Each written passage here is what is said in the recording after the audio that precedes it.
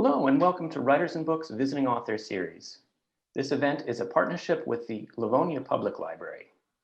My name is Dan Hurd. I'm the Director of Adult Programs. Writers and Books is a nonprofit literary arts center in Rochester, New York. We offer readings, workshops, and literary programming for people of all ages, all currently available online. Our theme for 2021 is Taking Care. We're celebrating different ways we can take care of ourselves and take care of others this year. Check out our upcoming schedule at wab.org. Please say hello in the chat and let us know you're there. Feel free to submit questions through the Q&A function. Books are available through our bookstore, &Books. I'll put the link in the chat. We're so excited to have Ed Hajim with us this afternoon. First, we'll hear from him, and then he'll also be in conversation with Joe Flaherty. Joe Flaherty founded Writers and Books and served as the organization's executive director for nearly 40 years. Prior to earning a BA in English Literature from Penn State University and an MFA in Photography and Visual Arts from the Visual Studies Workshop in Rochester, he was raised in an orphanage where he discovered his love of reading. Ed Hajim, the son of a Syrian immigrant, is a Wall Street executive with more than 50 years of investment experience. He is the chairman of High Vista, a Boston-based money management company. In 2008, after 20 years as a trustee of the University of Rochester, Hajim began an 8-year tenure as the chairman of the university's board. He has donated to the university support scholarships and endowed the Edmund Hajim School of Engineering and Applied Sciences. In 2015, he received the Horatio Alger Award. In his memoir, On the Road Less Traveled, he tells the improbable story of how he bounced from foster homes to orphanages and daily struggle to survive, to living the American dream as an accomplished Wall Street executive and model family man, with the means to give back to a world that seemed intent on rejecting him. Ed, thank you for being here. I'm going to turn it over to Joe Flaherty.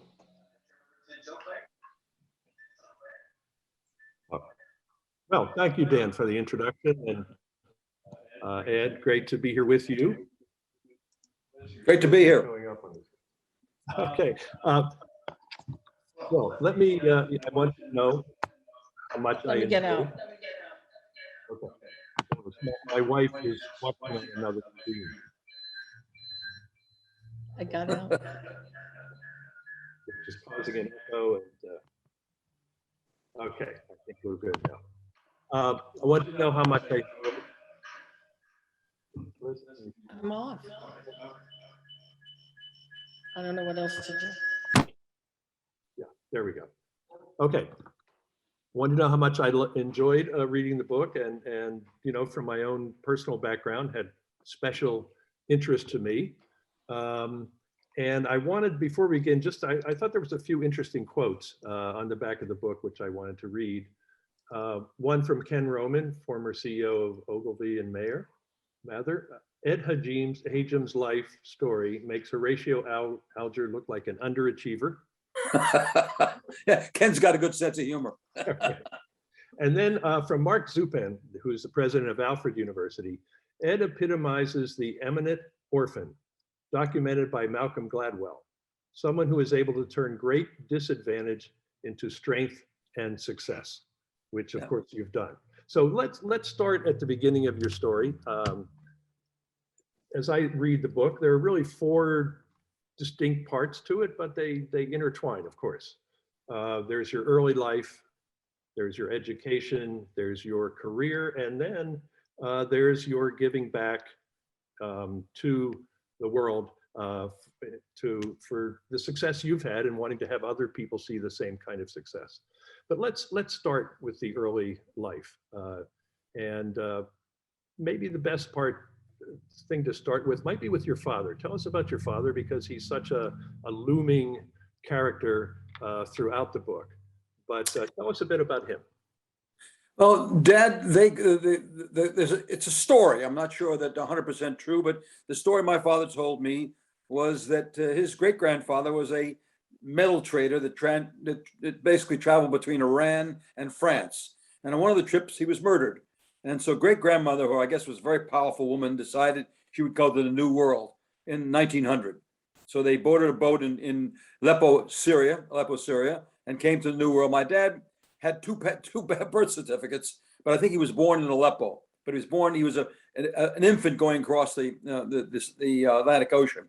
And in the first 18 years, he did very well in school and got fascinated with the technology of the time, which was radio. And he took a technical course, never went to college, and went to work for RCA. And if you know, during the 20s, RCA stock went up, multiple 10 times, and everybody invested on 90% margin, and he became quite a wealthy man. He had buildings on 110th Street, New York. He had a large investment portfolio. He had his own home. And I have a picture of him in the book with his own airplane, which was very unusual at that point in time. Between 29 and 33, he lost everything. Everything. I mean, he was leveraged 9-to-1 when the stock market went down. He sold everything, and he also lost his mother. And supposedly she died, quote unquote, of a broken heart. She was a matriarch in the community, and everybody under such duress caused her to die, according to me. His father was a nice man, but not very powerful, and he died a few years later. He was killed in an auto crash, supposedly somebody, a drunken driver, ran into him, and they never could prove anything. So Dad literally lost everything. And in 33, as he told me, he said, I had my car and a box of cigars, and I decided that I was either going to commit suicide or drive to California. And if you read books today, you'll find out in the 30s, in Oklahoma and Texas, almost across the world, across the United States, everybody drove to California because the streets were paved with gold. On the way across to California, he started with stopped at a distant cousin and shocked everybody by 2 weeks later marrying the fifth of 6 children. It was an 18-year-old girl, 15 years his junior. God knows why, but that's what happened. And they proceeded to California to find whether the streets were paved with gold. And they weren't, of course. So he had trouble finding a job. Things didn't go well. And according to him, again, the only real pleasure during the period was 1936, when I was born. And on my birth certificate, it says born to an unemployed father and a homemaker mother. Then he started to get some employment, but it took him all over the country. He went from Death Valley, California, to Atlanta, Georgia, dragging mother and I from motel to hotel. And he was a very difficult man to live with. And I have forgiven him for his difficulty, because in my lifetime, I found that people who lose everything just have demons. And then, of course, losing his wife, it even became worse when she decided to divorce him. And he didn't even show up at the divorce trial. And she got custody, and he got $5 a week and visiting rights on Sunday. But she took me from Los Angeles to St. Louis, where her parents were still there with, 5 children. She was not welcome when she arrived. 1939, with 2 more miles to feet, nobody was welcome. And so on my first or second visit, my father drove across country, picked me up, and according to him, he said I was unkept. And he decided, instead of taking me to the park or to the movie, he decided to essentially kidnap me and drive me back to Los Angeles. And a few weeks later, he told me my mother had passed away and she had died and I would never see her again.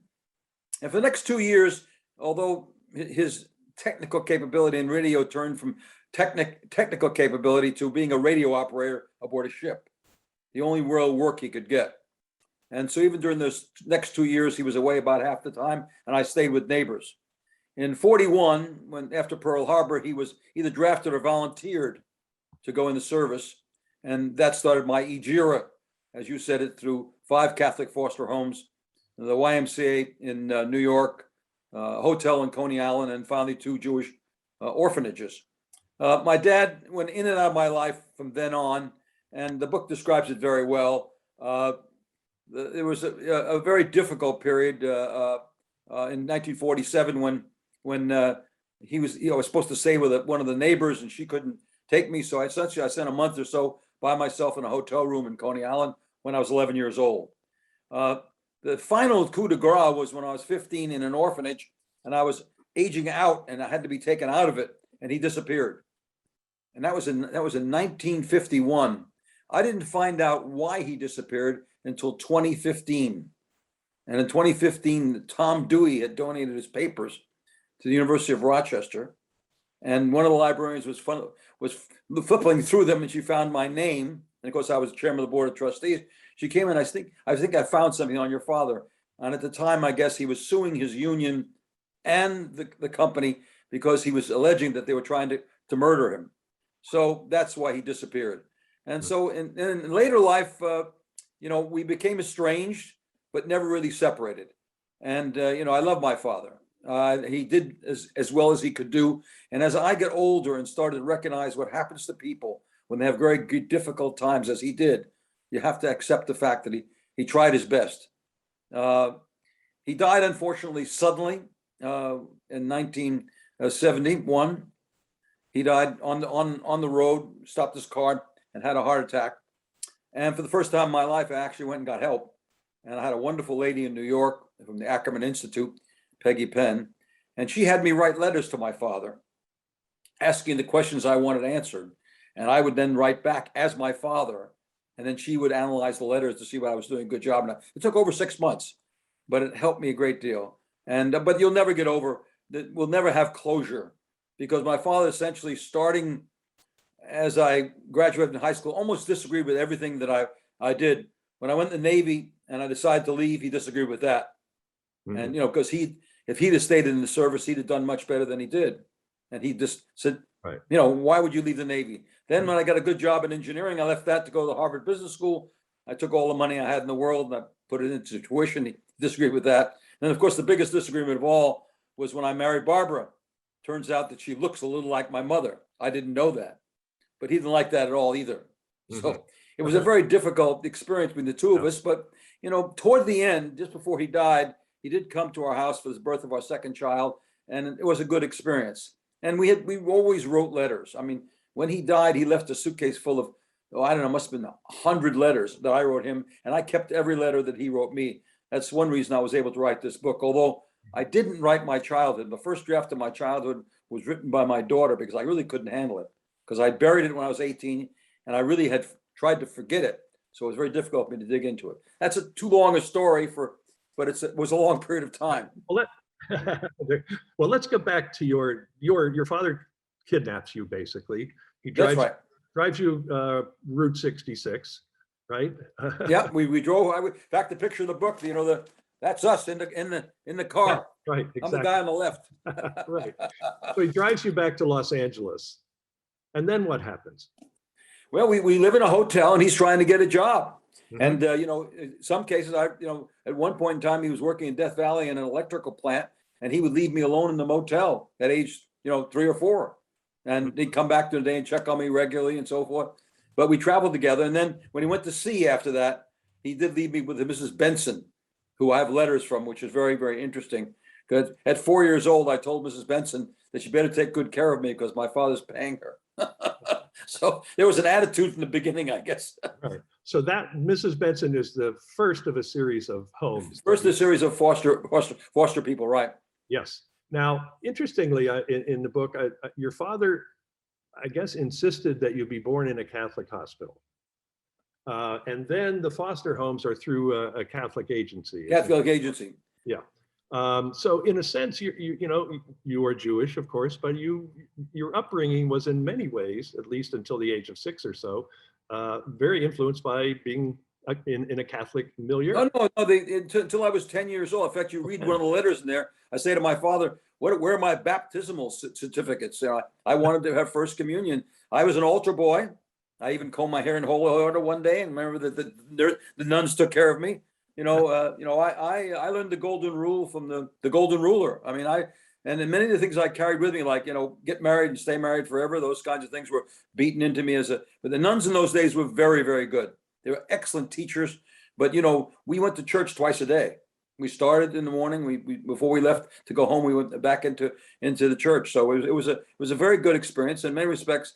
And my father, had me basically brought up in a Catholic welfare system and born in the Catholic church because he had a great respect. He thought the Catholics were doing an excellent job in California and the Catholic hospitals were the best place. But it was quite a commotion, I guess, according to him, when after I was born, he wanted me to be circumcised. That was not exactly one thing they did in Catholic hospitals. So, it's sort of a rough beginning for someone myself. Right. But I look back at that education as a fabulous education, and it things stick with you between ages 5 and 10. You know, they really do. So you're in LA then until about Yeah, 10 right. years. Okay. So then how do you get back to New York City? Well, I finally get to a good foster. The first couple foster homes were not terrific. And they, in those days, you know, people didn't have money and they took people like me, you know, for the money. And I wasn't Cinderella. I wasn't, you know, worked to death, but, you know, they didn't treat me very well at first. The last foster home was fabulous. Woman, Mrs. Robb, basically had one child, couldn't have any more. And so she treated me just like a son. It only lasted 6 months. The war came to an end. My father was discharged and he asked me to come to the East. He wanted me to come to the East Coast. And so I flew across country all alone, which is sure unusual at that point in time. They didn't usually allow that. It was 20 hours, 5-stopper on a DC-10. Wow. And I got there. Obviously, I was late, tired, sick, and so forth. And he was not exactly glad to see me, which was really a tough experience. But we ended up at the YMCA on 34th Street. And he then started seeking land-based work, which means left me alone almost all day long. And I learned the subway system, you know, very well. It was a nickel for a subway. And after school started, we ended up in Coney Island in a room and a half and about 4 blocks from PS 106. And we spent the year together. And he struggled to find, you know, land-based work and he couldn't. So he eventually had to go back to sea. And we went back to sea in the summer of 47. And that was the summer that I was supposed to go to live with Mrs. Bernstein, who was a distant neighbor. She was in the same neighborhood. She decided she wouldn't take me at the very last minute. So he looked at me and he said, here's some money. And you go to the deli for your lunches and dinners and stay out of trouble, because Coney Island was not exactly a nice place in those days. But the subway was about 4 blocks away. And every day I would get on the subway and either I used to sneak into the Giant baseball games, or I'd go to a library or museums. I was taken by the Museum of Natural History. I remember spending hours there and as a young man, it was free in those days, so you could go. And so that's that summer. And then I was supposed to go back to work for Mrs. Bernstein, and unfortunately she said, I can't take you at all. And then he arranged for an orphanage in Far Rockaway, and I went to visit them and spent the next 3 or 4 years there. But you know, it was an era. I mean, you know, it's 15 or 20 different places before I was 18 years old. But the orphanages, though, unlike the foster homes, which were, you know, very short, you know, 1 year, year and a half, the orphanages were about 3.5 years apiece. So I got some consistency, support, you know, things that were positive. You know, it was an organization. It wasn't constant change. You know, when you have constant change, and you know, that's very difficult as a young person. That obviously gives you a real advantage, though. Once you go through all these changes, you not only embrace change, you almost get excited about change. You're sure, except not afraid of change. But it was pretty tough at that point in time, because, you know, kids go from one schoolyard to the next. Each schoolyard has a rites of passage, and I had 5 rites of passages. And the orphanages were not easy. You know, there were, you know, you got pushed around a little bit, but not bad. I mean, both of them provided consistency. You know, the food was good. The first one, we were 50 kids in one room, which, you know, was a very big difference in having my own room in a hotel. That was a real shocker. The second place was only 3 of us in a room, and, you know, was pretty good. Now, while you're you're living in the orphanage, but you're leaving during the day to go to school, isn't it? Yeah. Oh yeah. We went, in fact, both the schools in Far Rockaway and Roosevelt were excellent schools. PS 104 was a fine, you know, public school. And I went to Far Rockaway High School for a year, which was okay. But Roosevelt High School in Yonkers was a very fine school. You know, 80% of the kids went to college. Let's talk about, so you grow up, you're you know, their father is there intermittently. Right. What qualities do you think you picked up that later led to success as a result of living, basically, you know, you have to count on yourself to get by in the world? You just said one of the qualities. You know, I never had to, I never wanted to, and didn't have to depend on anybody. In fact, to this day, I have a great deal of difficulty taking help.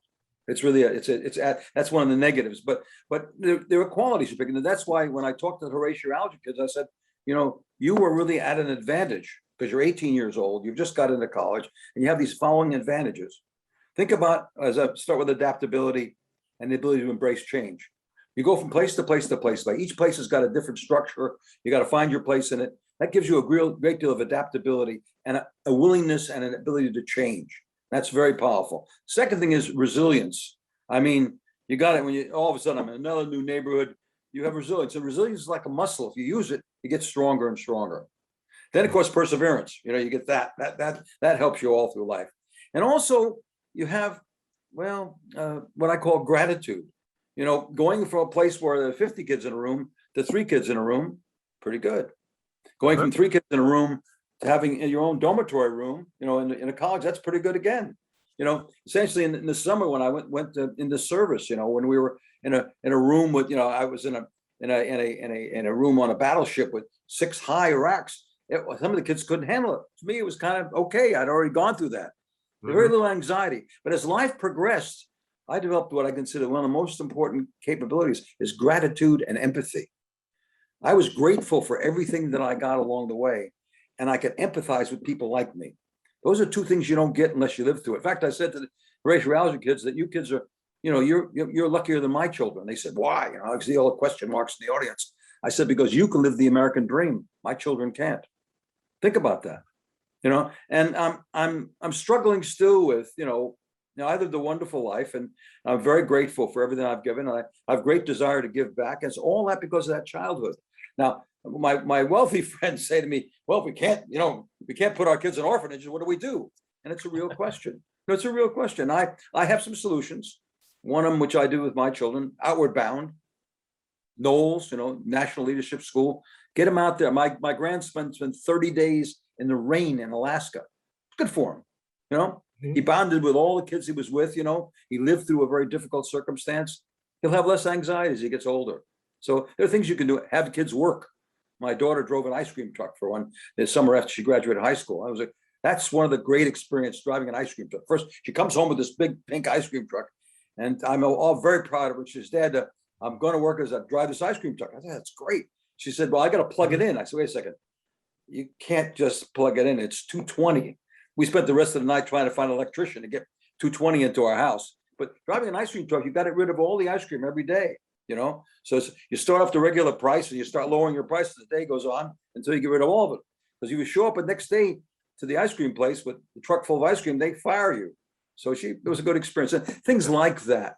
But I think my personal life, has been very much. And by the way, writing the book really helped me, because it got into why I did what I did, how I was able to do it, and I kept reaching back into my background, saying, "Did this really help me?" And it did. It did. It really did. It helped me a lot. There were a lot of times when I had very difficult circumstances, where the families were very tough.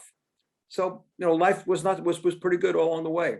And I also, this empathy thing, when I interviewed people for jobs, and I could really empathize with their difficult backgrounds. And everybody's got a story. I got a kick out of you saying you were in an orphanage too.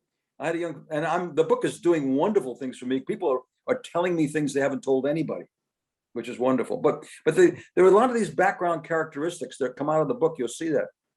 Just appreciation of being married, and and knowing that it's important that's a relationship, and seeing some of the poor relationships, some of the foster homes I had, and the relationship the Robs had. They were a wonderful family, and I took that from them. And they were models for me to some extent. Now, on the other hand, you must have had some anger that you had to deal with in terms of being left by your father, and having to deal with these various places you lived. How did you deal with that? Well, and the anger, interesting. It's a very good question, because the anger at first came out in mischievousness. One of my report cards from one of the Catholic schools said, Eddie seems like a smart young man, but he's so mischievous we can't tell. And I was always getting in trouble. And then I was very angry for a period. And even in college, people said, the great stone face. I didn't smile much. But I was very lucky. Over a period of time, I seemed to direct the anger internally rather than externally, which I also tell young people. If you can get that anger directed internally, and psychology will tell you that's bad, not good for you, it really drives you toward where you want to go. My case was, financial security, success, having a good family. But if you don't take it externally, anger's not too bad. But I still get angry. I still get angry. I'll throw a golf club or a tennis racket, and it's unattractive as hell. but it's something, and there's almost no reason for it sometimes. But I'm angry because during those 18 years, externally, when I looked out of the people, I say, why me? Why don't I have a family?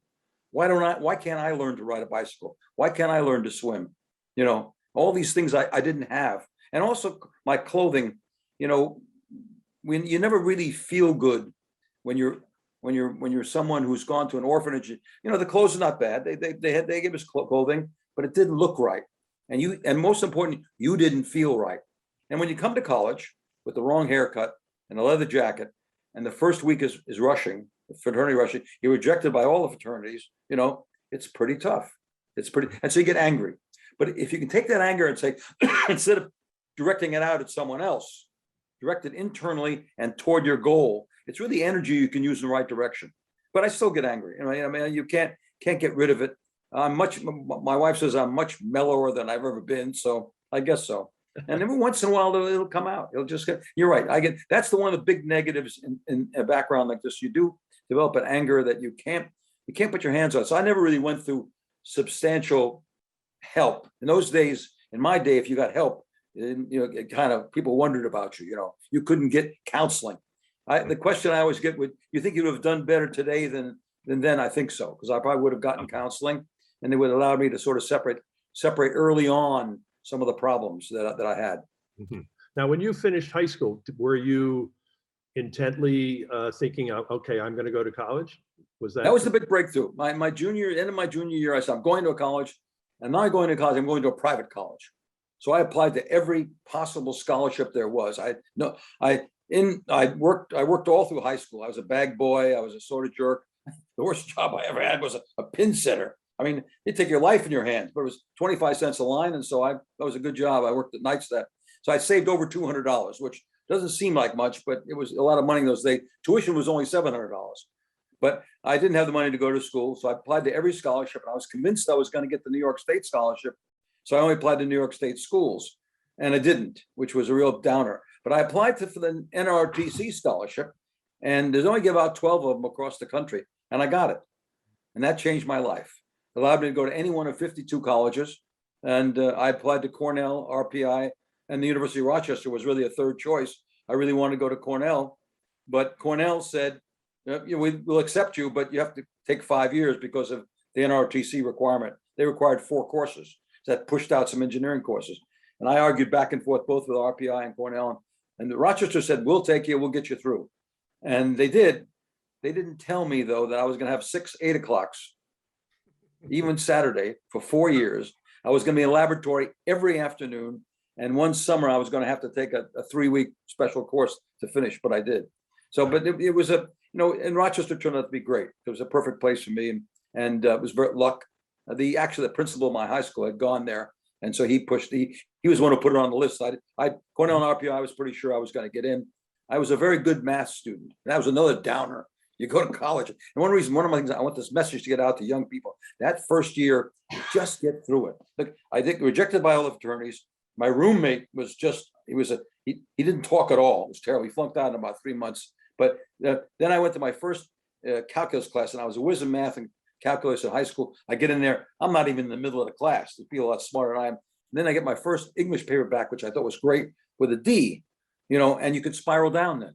You don't spiral down. You've got this resilience, you got this perseverance. You've gone through a lot of stuff already, so you sort of persevere through. And I'm spending some time with young people from foster homes now, and it's been great, satisfying. Just get through that first year. Do the best job you can. Don't worry about it, because they flunk out not academically, they flunk out socially. Mm-hmm. Yes, yeah, that's well documented. But in high school, you're right. That was the great decision I made, and I made it by myself. We didn't have, have college counselors in those days. It wasn't helpful. I looked around, and there were a lot of kids going to private colleges, and I said, this was my ticket out. This would allow me to, and also I had a plan. I don't know how I came up with. I said, if I get out of here, I'm going to bury my background. When I went to college, I told no. In fact, there was one person also from my high school, and I said, his name was Bob. I said, Bob, I don't want you to say anything about where I came from, please. And so when people would say to me, where'd you come from? I said, I live in a post office box in San Francisco. My father was a merchant marine and radio operator. My mother died when I was 3. End of story. And I kept that for 18, since I was 18 years old. And until I wrote this book, even my wife didn't know the full story. My kids didn't know, knew half of it.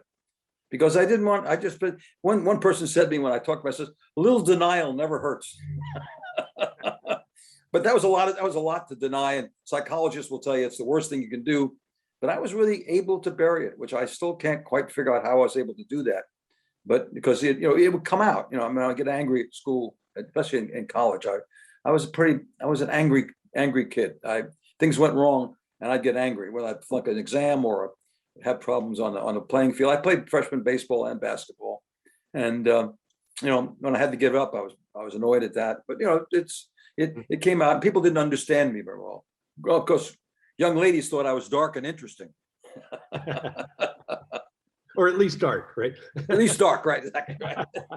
So you get out of college and you have a commitment as a result of the NROTC, which put you on board a ship, right? 3 years. 3 years.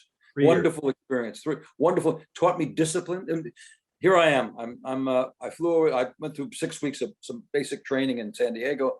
I fly over, pick up my ship in Okinawa. There's a long story in there about that. I actually spent 5 weeks learning Japanese. But anyway, I arrived aboard Okinawa. The captain takes me out on deck the first morning and turns and says, "You're the A division officer. Here is 180 men who report to you, ages 18 to 55. They were the chief carpenter and the chief electrician were old enough to be my father. At least they were 55 years old. And I learned at that point in time that you had to be on station all the time because you had these 55 people watching you. You were an example. And, I didn't know a lot at that point in time. So the first year I really put my shoulder to the wheel and learned everything there was to be learned about that particular business. We were in charge of all the motors aboard the ship. And this ship had, all these boats that landed Marines on the beach, and the captain's mixer in his cabin, whatever it was, I was in charge of it, and also the engine room. So it was a great experience. Disciplined, start off with, organization, and then having a motivated team. And you had to have all of those things to be successful in the service. And also you learn that there are certain situations where an order is an order, no matter if you disagree with it, and you have to carry it out. And that's what the military was all about. I love the military. I flourished. I almost stayed in. But there was no war at the time. I was in Vietnam in '61. It hadn't started yet. And so I felt there was something else I had to do. I also wanted to be a captain, and it took like 20 years to be a captain. So you weren't staying in for that. Now, this was the first time really, I thinking back on reading the book, in which you were really managing people, a large amount of people. And that is, to me, what is the skill that you move into later on that is the one that really much more, I think, defines your business experience. Would you say that's true? Absolutely true. My first experience was at Rochester when I started a humor magazine. I put 30 people together, and nobody agreed with it. The president came out and said no. The provost said no. The chief librarian said we don't want that, and I did it anyway. And I didn't know then, but what really excited me was that I really liked putting people together to produce a product or solve a problem or attack a project. And what I got the kick out of there was to take people and have them do better than they thought they could. It's really very important to me because I got a terrific kick out of seeing the cartoonist when he said, "I can't do this." I said, "Come on now, you can do this. Let's get together and do this." I'm not terrible. I could draw a straight line with a ruler, but I helped him do a better job. And that carried forward into the Navy too. No matter where I was on board ship, the people felt that I was helping them do their job better. Even some of the people that knew that I didn't know what the hell I was talking about. But I would sit there when something went wrong that I didn't know, but I would stand there sometimes for hours and watch them work, which gave them the feeling that basically I was still in their camp, even though I couldn't help them. Then later on, as I got to know more, I really did help them. And then I learned how to help people. And it gave me, really excitement in my work all in Wall Street. That's really what carried me through, was people got the impression that I was in their camp and I wanted them to do better than they thought they could. Now there's some subsidiary things that have to happen there, which didn't happen. Initially, I sure as heck wanted the credit when I did things right. But as I got farther into the business and got to be bigger, bigger and bigger responsibilities, I built what Ronald Reagan said: you can accomplish almost anything if you don't care who gets the credit. And I started to really not only do that, but to deflect credit. When credit came to me, I would always, and it's a habit now, always try to find someone else who deserved it. And by the way, in most cases, that is the case. You get credit you really don't deserve. I founded a golf course in Nantucket. Everybody gives me a great deal of credit. Now, Fred Green, the guy that I invited in from Colorado, really did the job. I mean, it was my idea, actually my wife's idea, but he did the work. And I go back almost every one of my experiences, there was somebody there that if I didn't have them there, it wouldn't have happened. So that was it. That was in the Navy was really a testing point. I didn't know at that point in time that was my strength. It just came as a natural experience, because when you do something and you get feedback, you do something, all of a sudden, if you do something and it really works, you keep doing it. And that's what I was doing. People found out that, this is a guy you could go to, he would help you, you would get the credit, and therefore they felt good about it. So they would come again. And this went on through my life. About age in the 40s, I started to realize that this was something that then I started to perfect it and add things to it. Mm-hmm. Well, let me just say that there's, that's one lesson you learned, but throughout the book, there's a number of them without, getting into them, right now, but just for anybody who hasn't read it yet, there's a lot of those very well conceived lessons that you learn, which you one of the best ones is a short one. I know I'm answering questions too long, is early failure is a gift. And I failed when I was in my early 30s. I failed really badly, and it was a gift. And that's, if you can fail, you can take some risks early, and if you're successful, great. If you're not, a failure is the greatest learning experience ever. Yeah. So that early failure is a gift. And just, we are running out of time, I see. But oh my God, sorry. That's all right.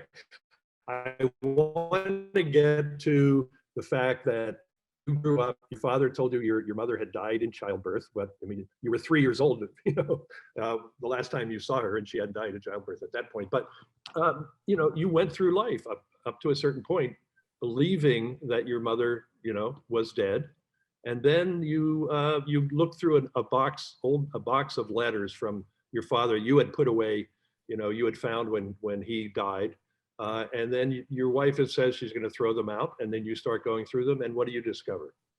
I find a package of letters that I didn't recognize. I started to go through them when he died, and they had such bad memories. I put them away, and I did look for him for 25 years. And she was going to throw the suitcase away, and I went in and I found a group of letters that didn't look right to me. And I started going. I saw my father. One of the letters had my father's divorce, and letters from my mother. And all of a sudden, I realized that she didn't die. And so I hired a special detective, Strang, and they went out and the last place we knew was St. Louis, and they didn't come up with anything. Then I said, try the name Hajim. They found a marriage certificate. She married another man, and she obviously, her maiden name was Hajim, and we located her. She was 81 years old. Her second husband had died, and she had a son. That's one of the funny stories. She calls him up and said, you know that brother you always wanted? I found him for you.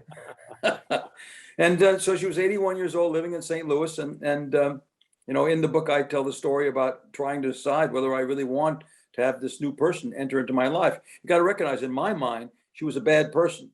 My father made that very clear. She didn't like children. She wasn't a good person. You're sorry you married her. All that stuff was in my head. So I had to decide that this was something that I was willing to take on. And things were good. I mean, I had a wife, 3 children. Business was good. Everything was fine. Why did I need to bring in a stranger? But after a long consideration, I figured I had to do it. I mean, and because one of the reasons I had to do it is, in many respects, I felt I was only my father, but I wasn't like him 100%. And when if I saw my mother, I realized I was my mother and my father. And that would give me a great insight into myself, which was one of the pieces still missing, even at age 60. So we wrote her a letter. It's in the book. It's a humorous story. She, said, I think I'm your son. And so she said, yes, you are. And went out and visited her. And when I got kidnapped, there's a very important sentence in there. She let me go because she was thinking and not feeling. And at the same time, my father was feeling and not thinking, because he didn't realize the responsibility of a 3-year-old. But she felt that I was better off, given that her parents were not enthusiastic about us, that she thought I was better off being with my father at that point in time. She'd made the decision to take me there, but she didn't know what was going to happen when she got there. So, and so when we met, it wasn't emotional until 2 or 3 hours later. Then there were some, some welling up and a few tears and a few things like that. But she was very unemotional about it and telling Phil that she now found a brother for him.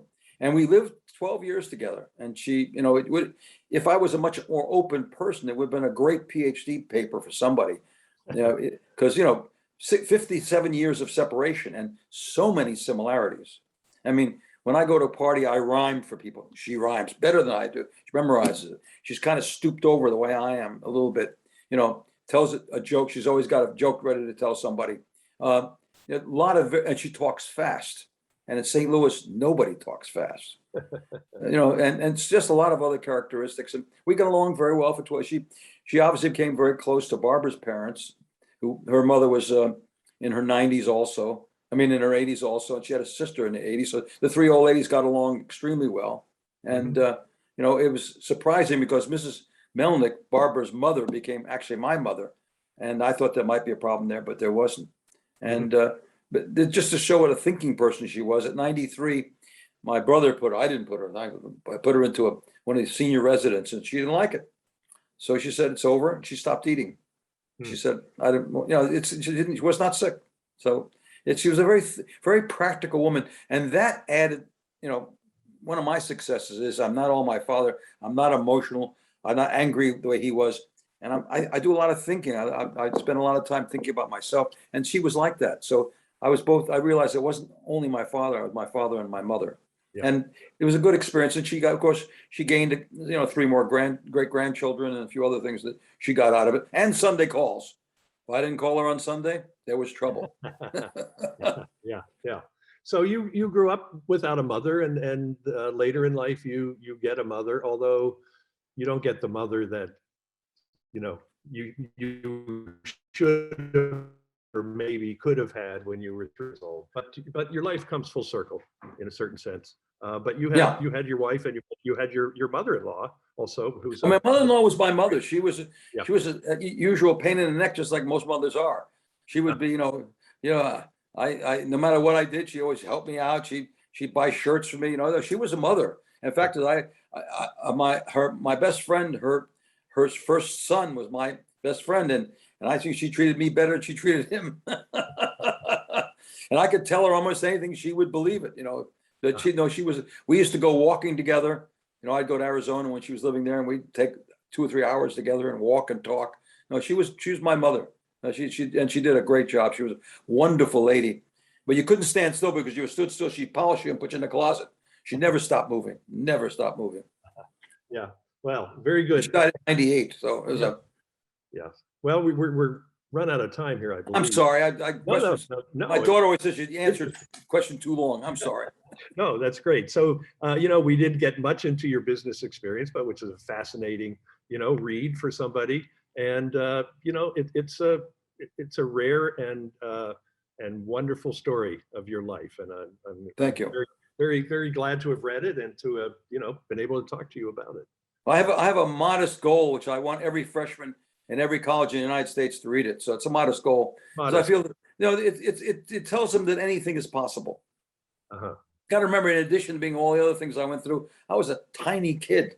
When I was 10 years old, I was 4'6". I weighed 66 pounds. I entered a freshman in high school. I was 4'11" and weighed 80 pounds. So, even as diminutive. Luckily, in high school, I grew 5-6 inches, but I almost flunked the Navy physical because you had to weigh 125 pounds, and I only weighed 122 pounds. That morning, I ate 3 pounds of bananas, and I got through the physical to get the scholarship. But I want kids to recognize that today there's more opportunity than there was when I graduated. There's more scholarship. There's less prejudice. There's more opportunity. And if they read my book, they say, if this guy can do this, I can do it. And that's what I want. Yeah. Well, thanks so much for telling the story. It's a wonderful book, and I recommend it to readers everywhere. Thank you. Yeah, thank you so much. Thank you, Ed and Joe. Such a great conversation. Buy the book. The book link is in the chat. I want to thank Livonia Public Library. I want to thank our funders. There they are. This reading will be on our website as a video with our other past events. You can check it out at wab.org. And I want to say thank you for coming and have a great afternoon. Thank you, Joe, and thank you, Dan. Thank Thank you, you. Ed. Thanks, Dan.